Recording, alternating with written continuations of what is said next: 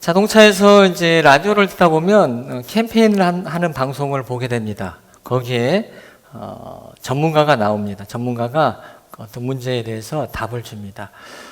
교통 전문가가 나와서 했던 그 이야기인데요. 그 전문가는 비가 오면 어떻게 운전해야 될까요? 딱 이 질문을 그 전문가가 방송에서 하더라고요. 저는 굉장히 기대했어요. 근데 그 전문가의 이야기는 뭐였을까요? 네, 저속 운전하십시오. 네. 또 질문하는 거예요. 후진할 때는 어떻게 해야 할까요? 네, 먼저 뒤를 보고 운전하세요. 저는 전문가가 이런 처방을 하는 게 굉장히 좀 그랬습니다. 저도 할 수 있을 것 같더라고요. 한국에 어떤 집사님이 카톡을 왔는데요. 그 딸과의 대화 내용을 저에게 쉐어해 줬습니다. 딸이 이제 졸업을 앞두고 이제 취업을 준비하는데 엄마에게 엄마 기도 좀 해줘 이렇게 엄마 나 졸업하는데 이제 어떻게 할까 하니까 엄마의 대답이 기도해야지. 그러니까 그 딸의 대답은 이래. 엄마는 매일 뭔 일만 있으면 기도하래. 이 전문가와 똑같은 것 같아요. 이처럼 우리는 꼭 항상 삶 가운데 확인해야 할 것이 있습니다. 그것이 뭐냐면 오늘 제목처럼 내 심장이 뛰고 있냐 없냐라는 것입니다. 한번 심장을 만져볼까요? 뛰고 있나요? 저는 막 버크버크 뛰고 있어요. 지금 너무 떨려서.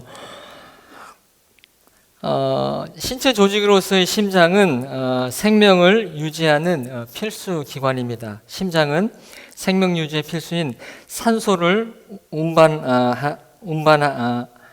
그래서 그 안에 있는 몸의 이산화탄소를 뺨을 통해서 숨을 쉬도록 하게 합니다.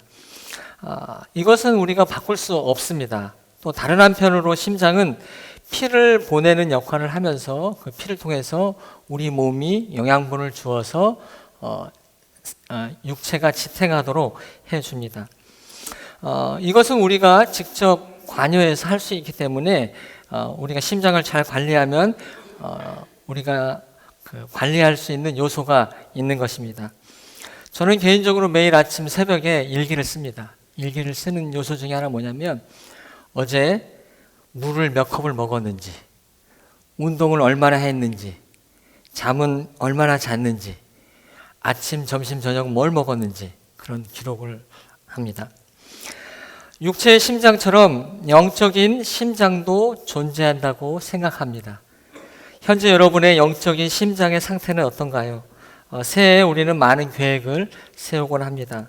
오늘 말씀을 통해서 그런 계획 중에 영적 심장의 건강을 확인하는 시간이 되었으면 좋겠습니다. 오늘 8절에 사도 바울은 이렇게 말합니다. 내가 예수 그리스도의 심장으로 너희 무리를 얼마나 사모하는지 하나님이 내 증인이시니라. 사도 바울은 내 심장은 그냥 심장이 아니라 예수 그리스도의 심장이라고 선언하고 있습니다. 그는 현재 감옥에 있지만 절망의 상황이 있지만 빌립보 교회 성도들을 생각할 때에 예수 그리스도의 심장으로 볼 때에 그들이 사모하고 또 사랑의 대상이었던 것입니다. 그러나 사울이 처음부터 이런 그리스도의 심장을 가지진 않았습니다. 다메섹 사건에서 사울은 그리스도의 심장이 아니라 전통과 자기중심의 사울의 심장으로 살아갑니다. 자기중심으로 살아가던 삶이 예수를 만난 후 다른 삶을 살아가기 시작합니다.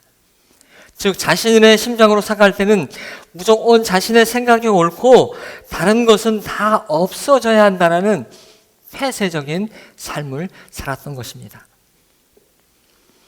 그래서 그는 그리스도를 박해함으로 자신의 안전과 위치를 유지하기 위해 위협적인 사람을 제거하는 삶의 목표로 살았던 것입니다.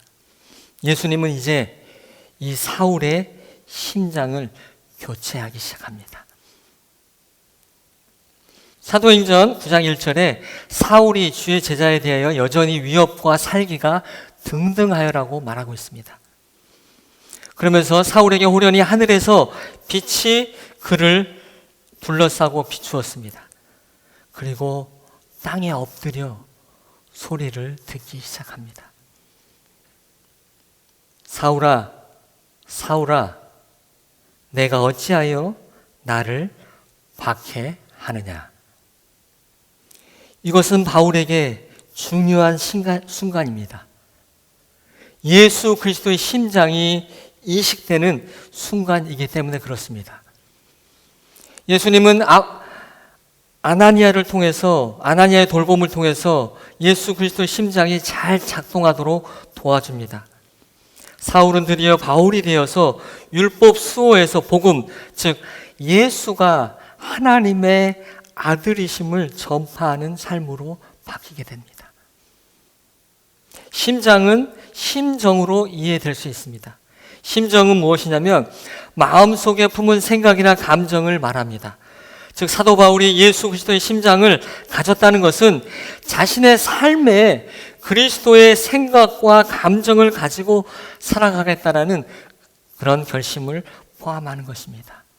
그런데 이 결심은 사도 바울의 개인의 결심이 아니라 예수 그리스도가 심어준 작업인 줄 믿습니다. 그러기에 변동이 없습니다. 나의 마음이 아니라 하나님께서 주시는 마음이기에 우리는 이 심장을 지키고 건강을 유지해야 될 줄 믿습니다. 여러분은 지금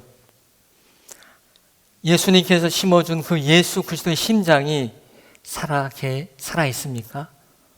건강하게 박동하고 있습니까?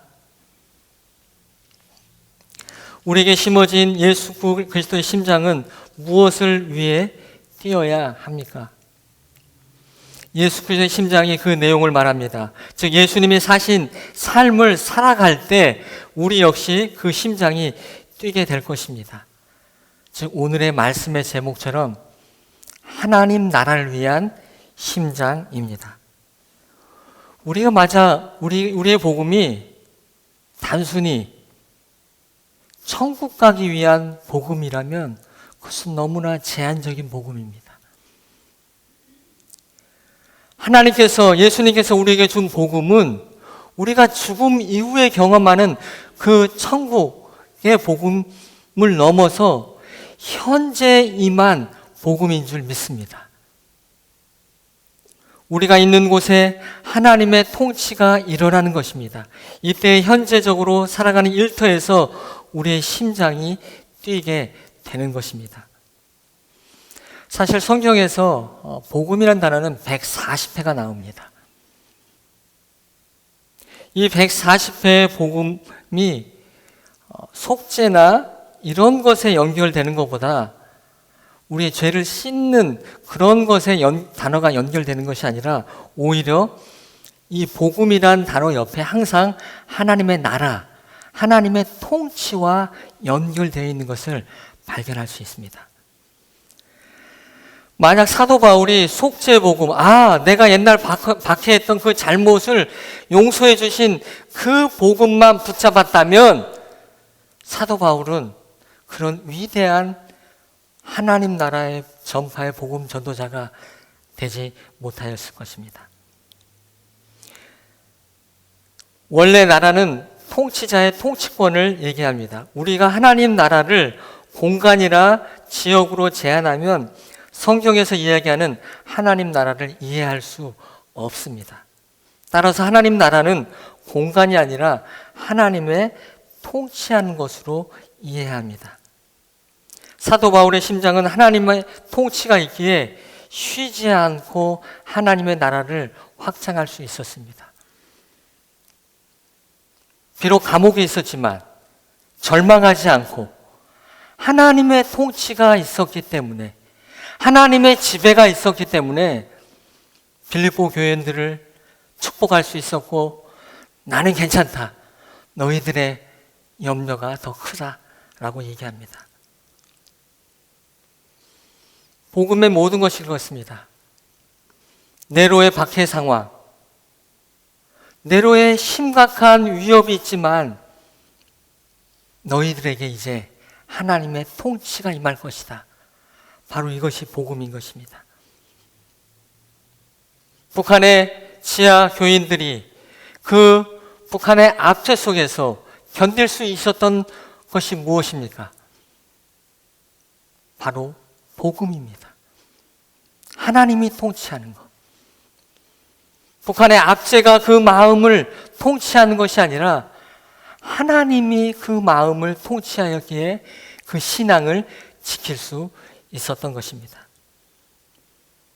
카타콤의 성도들이 그렇습니다. 우리를 한번 생각해 볼까요? 캘리포니아의 이민 생활이 쉬운가요? 절대 쉬운 일이 아니라고 생각합니다. 이 생활 가운데 있었던 절망, 우울, 이것이 나를 지배할 때에 우리는 포기하게 됩니다. 그러나 하나님께서 여러분의 복음을 주셨기 때문에 그것이 지배하지 않고 여러분을 세우셔서 이곳에 있게 한 줄 믿습니다.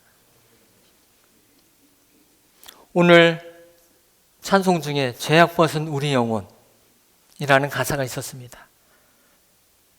죄악이 우리를 지배하는 것이 아니라, 죄가 우리를 지배하는 것이 아니라 하나님의 통치가 지배할 때 우리는 기뻐 뛰며 승리하게 될 줄 믿습니다. 우린 그러나 복음을 그렇게 잘 이해하지 않습니다. 그냥 죄가 죄를 이겼고 죄가 떠나갔다라고 생각합니다. 그러나 더 중요한 사실은 복음이란 것은 죄가 나를 지배하는 것이 아니라 하나님께서 나를 통치하는 상태이기 때문에 내가 기쁘고 즐거운 줄 믿습니다. 그러기에 우리는 하나님 나라를 위해서 심장이 뛰어야 합니다. 여러분은 그럼 언제 예수 그리스도의 심장을 이식받았습니까? 한번 생각해 볼까요? 언제 예수 그리스도를 구주로 영접하셨나요? 옛날 얘기인가요? 저는 개인적으로 고등학교 2학년 때 예수 그리스도를 만나고 그리스도의 심장으로 변한 것 같습니다. 목사님 주일 설교는 그때 1시간씩 정도 했었습니다. 1시간에서 한 50분 정도, 50분에서 1시간 정도. 굉장히 기니까 저도 졸고 있었습니다. 졸고 있는데 어느 순간 뒤에서 머리를 치는 그런 느낌을 받았습니다. 그리고 번뜩 깨어서 말씀을 듣기 시작했습니다. 그때부터 이제 말씀이 들어오기 시작했습니다. 말씀의 이야기 하나하나들이 전율이 들리고요. 그 주에 고민했던 질문들이 강단에서 매주 들려지고요. 기도할 때에 울부짖고요. 하나님께 간구하고요. 그런 통치를 경험하기 시작했습니다. 이처럼 하나님의 통치가 임하면 예수 그리스도의 심장이 뛰게 되어 있습니다. 그 전에 저의 모습은 어떻을까요? 부끄러움, 수치, 포기, 절망만이 있었습니다. 저의 중요한 변화를 보면 바로 하나님의 통치를 알 수 있습니다. 저는 사실 대인 기피증이 좀 있었습니다. 누구를 만나는 것을 좀 두려워했고요. 누구 앞에 서는 것도 좀 싫어했었습니다. 근데 이름이 이제 기억이잖아요. 새학기 이제 되면 선생님들이 누구에게 질문할 때에 누구를 시킬까 하면 친구들이 갑부 그러는 거예요. 그럼 선생님이 저를 시키는 거예요. 그럼 매 수업마다 질문을 받고 그 질문을 답해야 되는 거예요. 그래서 저는 수업 시간마다 고개를 항상 숙이고 갑부 이러면 또 일어나서 그래서 굉장히 심해졌습니다. 대인 기피증이 심해졌고 목사가 될 때에 이 자리가 제일 힘들었습니다. 저는 여러분들이 이제 웃으면 괜찮은데 째려보시면 옛날 그 중학교 때 들었던 갑부 이런 긴장이 되면서 목이 마르기 시작합니다. 물 한 잔 먹겠습니다.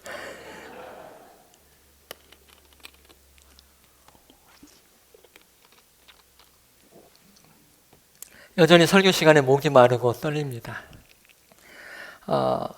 그전에는 내가 가진 것이 나를 지배하는 삶이었습니다. 두려웠습니다. 그것이 저를 지배하고 제 삶을 이끌어갔습니다. 말씀드린 것처럼 복음은 하나님의 통치인데요. 이런 나의 모습으로 하나님의 통치를 거부한다는 생각이 들었습니다. 그래서 하나님, 저를 온전히 통치해 주십시오. 이 복음을 전하는 데에 저의 이 모습이 도움이 안 될 것 같습니다. 사람을 기피하고 사람 앞에 이야기하는 것이 두렵다는 것이 복음에 방해되기 때문에 하나님 저를 바꾸어 주십시오. 담대하게 해달라고 기도하기 시작했습니다. 그래서 지금 여기까지 변화됐습니다. 설교를 준비하면서 저는 다시 물었습니다. 나의 심장이 뛰고 있는가? 여전히 기도와 말씀에 내 심장은 뛰고 하나님을 바라볼 수 있는가 하는 질문이었습니다. 저는 그렇다고 말하지 못했습니다. 인생은 삶의 주기가 있고 그것은 나이와 상관이 많이 있습니다. 또 사건에 상관이 있습니다. 개인의 중요한 변화의 시기에 있음을 저는 느낄 수 있었습니다. 저는 한 4, 5년간 제 자신이 멈춰 있음을 느꼈습니다. 그리고 다시금 영적 갱신을 통해서 하나님이 어떻게 일하시는가, 내가 먼저 일하지 않고 하나님이 일하시는 것을 볼 수 있도록 요청했습니다. 그러면서 올해 주신 하나님의 한 단어가 있었습니다. 그것은 바로 러닝입니다. 다시 뛰어라였습니다. 어떻게 하면 예수 그리스도의 심장이 지속적으로 뛸 수 있을까요? 세 번째, 바로 예수 그리스도의 심장의 건강을 유지해야 합니다. 그래서 말씀드린 것처럼 우리는 하나님 나라를 위한 심장으로 살아가야 합니다. 우리의 심장의 열정이, 우리의 심장의 박동이 멈추는 이유가 무엇일까요? 즉 예수 그리스도의 심장이 작동하지 않고 내가 좋아하는 일, 내가 좋아하는 사람에게만 나의 심장이 작동하기 때문에 그렇습니다. 내가 원하는 것, 내가 좋아하는 사람만 관계하는 것은 정말 설탕만 먹는 행위입니다. 건강에 유익하지가 않습니다. 영적 생활에도 절대 유익하지가 않습니다. 성경과 복음서에서 말씀드린 것처럼 거룩해진 우리는 하나님 나라를 위해 살아가라고 명령하고 있습니다. 심장이 이상이 있을 때 현상은 가슴에 통증이 있습니다. 또 두근거림이 있습니다. 현기증이 있습니다. 호흡 곤란이 있습니다. 복음을 위한 예수 그리스도의 심장 이상이 생기면 어떤 현상이 있을까요? 신앙생활과 교회 생활에 대한 가슴 아픔이 일어납니다. 또 신앙생활에 대한 혼란이 일어납니다. 이것을 영성에서는 영혼의 어두운 밤이라고 말하고 있습니다. 그림에 보는 것처럼 영혼은 실존의 위기, 삶의 위기 가운데 정말 안 되겠구나, 이때에 예수 그리스도를 영접합니다. 그리고 그 예수 그리스도를 영접할 때 하고 나서 기도를 통해서 하나님의 임재하심을 경험합니다. 그러면서 영혼은 기뻐합니다. 기도 제목이 들어지고요. 그리고 그 절정의 엑타시스로 갑니다. 근데 어느 순간부터 신앙이 밋밋해집니다. 심장이 박동이 약해집니다. 점점 약해지다가 하나님의 안 계신 같은 느낌을 듭니다. 그것을 영혼의 어두운 밤이라고 표현합니다. 그거의 상태는 예수 그리스도를 영접했던 그 실존의 위기보다 더 아래에 있기에 굉장히 고통스럽습니다. 우리가 신앙생활을 하다 보면 이런 영혼의 어두운 밤의 시간을 가지게 됩니다. 말씀드린 것처럼 이 시기의 영혼은 하나님의 부재, 하나님이 정말 계신가라는 고민에 들어가기 시작합니다. 아브라함이 이삭을 바치라는 하나님의 그 명령에 깊은 영혼의 어두운 밤을 경험합니다. 욥의 고난이 그렇습니다. 요셉의 노예 생활이 그렇습니다. 해럴드 쿠시너는 착한 사람들에게 나쁜 일이 생길 때라는 책에서 신앙이 뛰어난 성자를 위한 예비 현상으로 표현했습니다. 즉 영혼의 어두운 밤은 그 전에 하나님의 내가 만나던 방식으로 하나님을 경험하지 못합니다. 그러기에 다른 방식으로 하나님을 만나야 합니다. 목회 현장에서 발견하는 것은 신앙이 뛰어난 사람에게만 나타나는 것이 아니라 모든 사람에게 강약은 있지만 영혼의 어두운 밤을 경험한다는 것입니다. 특별히 교회의 타락과 세속화로 인해 많은 사람들이 정말 하나님이 살아계셔서 이 세상과 교회를 운행하신가에 대한 의문을 갖습니다. 우리가 그러나 이 영혼의 어두운 밤을 지나게 될 때에 저 그래프의 저처럼 영혼은 요동하지 않고 평화의 상태, 제자의 상태로 들어가게 됩니다. 여러분이 만약 어떤 사건에 영혼이 일희일비하고 감정의 요동이 있다면 여러분은 아직 하나님의 임재, 복음에 깊이 들어가지 못했을 수도 있습니다. 오늘 9절에 이렇게 말씀합니다. 내가 기도하노라 너희 사랑과 지식과 모든 총명으로 점점 더 풍성하게 하사. 성경에서 지식과 총명은 같은 의미입니다. 그러면 참 지식은 무엇입니까? 참 지식은, 참 총명은 하나님은 주님이시다라는 것입니다. 하나님을 두려워하고 다른 것을 두려워하지 않는 것이 바로 지식인 것입니다. 그러나 오히려 저희는 거꾸로 된 것 같습니다. 하나님을 오히려 두려워하지 않고 다른 것을 두려워하고 있지는 않으신지요. 우리의 영혼이 세상을 바라보고 하나님을 두려워하지 않을 때 영혼의 어두운 밤을 통해 우리는 다시 하나님을 하나님으로 고백하게 됩니다. 그럼 이 시기에 우리는 어떻게 해야 됩니까? 다시 하나님의 눈을 마주쳐야 합니다. 그분의 사랑을 다시 받아들여야 합니다. 예수 그리스도의 심장은 하나님의 사랑의 눈을 마주칠 때 뛰게 됩니다. 우리 한번 옆에 분 볼까요? 만약 부부라면 사랑의 눈빛을 한번 볼까요? 옆에? 네. 가슴이 뛰나요? 네. 네. 정한복 장로님 굉장히 사랑이 뜨거우신 것 같습니다. 정고사님 사이가. 우리가 예배당에 오기 전에, 예배당에 앉기 전에 하나님의 사랑의 눈을 더 먼저 보시기 바랍니다. 우리의 말씀을 보기 전에 하나님의 사랑의 눈을 먼저 마주치고 말씀을 읽기 바랍니다.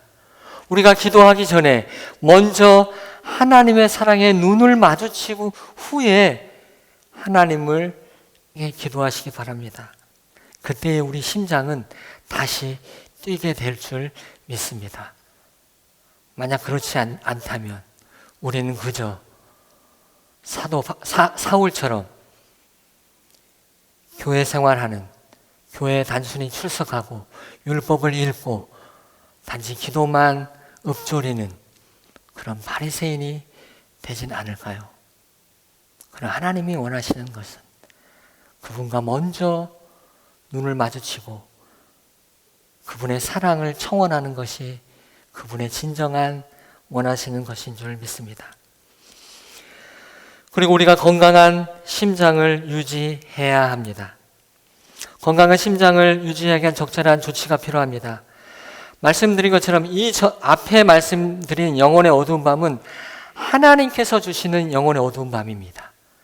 그 사람을 정말 사랑하고 싶어서 하나님이 택한 그 사람을 눈빛을 마주치기 위하여 주시는 그런 어둠의 시간이라면 지금 이야기하는 시간은 내 자신이 만드는 어둠의 시간입니다.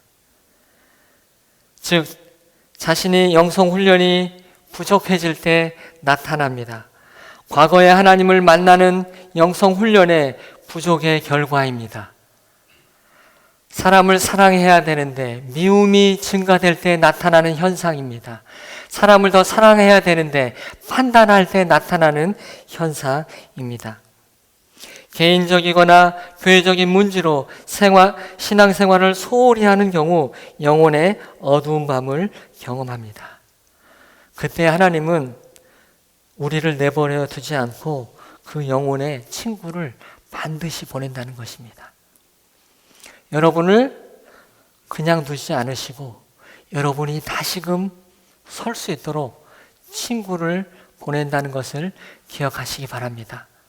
우리 만남의 교우 성도가 서로가 그런 영혼의 친구가 되기를 주님의 이름으로 축원드립니다. 그때 다시 예수 그리스도의 심장이 뛰게 될 줄 믿습니다. 최근 영성학에서 화두는 영성 형성입니다. 영성 형성은 그리스도의 심장을 가진 사람은 반드시 예수 그리스도의 모습을 나타난다는 것입니다. 즉, 저 그림에 보신 것처럼 기도를 해도 이쪽 편의 그림처럼 예수 그리스도의 모습이 나타나고요. 예배를 드려도 예수 그리스도의 모습이 나타납니다. 봉사를 해도, 어떤 봉사를 해도, 어떤 사역팀의 사역을 해도 예수 그리스도의 모습이 나타나야 합니다. 찬양을 해도 예수 그리스도의 모습이 나타나야 됩니다. 그러나 만약 우리가 예수 그리스도의 중심으로 신앙을 포메이션하지 않으면, 형성하지 않으면 옆에 그림을 보십시오. 뭐라고 그랬나요? 그수도리스 예. 누군지를 몰라요.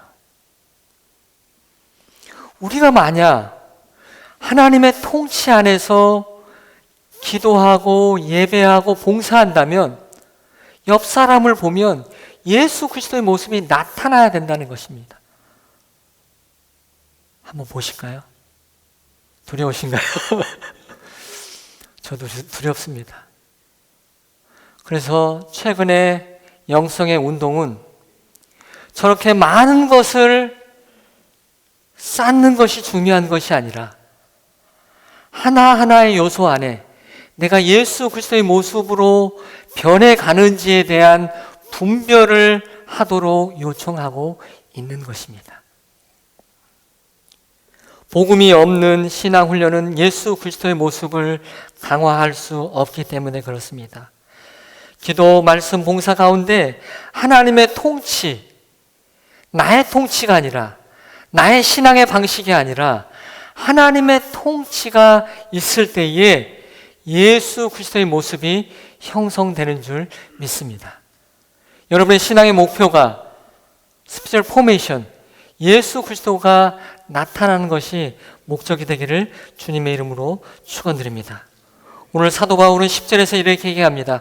너희로 지극히 선한 것을 분별하여 또 진실하여 허물이 없이 그리스도의 날까지 이르고, 분별하며 나갈 때에 우리는 예수 그리스도의 모습이 나타날 줄 믿습니다. 마지막으로 한 가지 그림을 보여드리고 설교를 마치려 합니다. 혹시 황금알을 낳는 거위 내용 아시나요? 우화 아시나요? 네. 구체적인 내용은 설명하지 않겠습니다. 거위가 황금알을 낳으니까 그 주인이 욕심이 나서 어떻게 하죠? 네, 배를 갈라버립니다. 그때 어떤 결과가 있었나요? 더 이상 황금알을 낳지 못합니다. 이처럼 인간에게는 한계성이 있습니다. 자신이 가진 심장의 활동력에 한계가 있습니다. 이것은 우리의 제한성이지 하나님의 제한성은 절대 아닙니다. 인간의 어리석음은 황금알을 빨리 얻기 위해 거위의 배를 자르는 어리석음을 보게 됩니다. 그런데 황금알을 얻기 위해 우리는 거위에게 어떤 일을 해야 합니까? 휴식과 건강한 음식 또 묵상의 시간을 준다면 거위는 어떻게 할까요? 황금알을 뽕뽕 잘나게 되는 거죠. 영적 원리도 그렇습니다. 우리가 자신을 향해서 더 깊이 묵상하고 더 말씀 앞에 나가고 작년보다 올해 더 영성 훈련을 더 잘한다면 여러분도 황금알을 뽕뽕 잘 날 수 있을 줄 믿습니다. 이처럼 자원을 유지, 보수, 향상시키는 것에 대해서 관심을 가져야 합니다. 그럼 우리는 너무 결과에 관심을 많이 갖습니다. 우리 한번 옆에 격려할까요? 당신도 황금알을 날 수 있습니다. 다시금 올해 교회 안에서 새벽 기도와 공예배와 신앙 아카데미의 성경 공부들 또 여러분의 사역들이 되어 있습니다. 그 가운데서 더 깊이 안식과 휴식을 통해서 힘을 충전하시기를 주님의 이름으로 축원합니다. 말씀 맺겠습니다. 하나님 우리에게 예수 그리스도의 심장을 주셨습니다. 만약 신앙생활이 단지 천국을 가기 위한 심장이라면 그리스도의 심장이라고 표현할까지 필요가 있을까요? 우리가 너무 제한된 복음의 삶을 사는 것입니다. 사도 바울은 그리스도의 심장을 가진 후에 하나님 나라의 확장과 통치가 확장되는 삶을 살았습니다. 하나님의 통치가 넘치는 성도의 심장은 멈추지 않고 그리스도의 날까지 뛰게 될 줄 믿습니다. 그 심장의 건강을 위해서 우리는 지속적으로 자신의 영적 건강을 확인해야 할 것입니다. 복음은 믿음인데 믿음은 하나님의 나라의 확장의 이야기임을 기억해야 될 줄 믿습니다. 올해 여러분의 심장을 통해 가정과 교회와 이웃들에게 하나님의 통치가 일어나기를 주님의 이름으로 축원드립니다.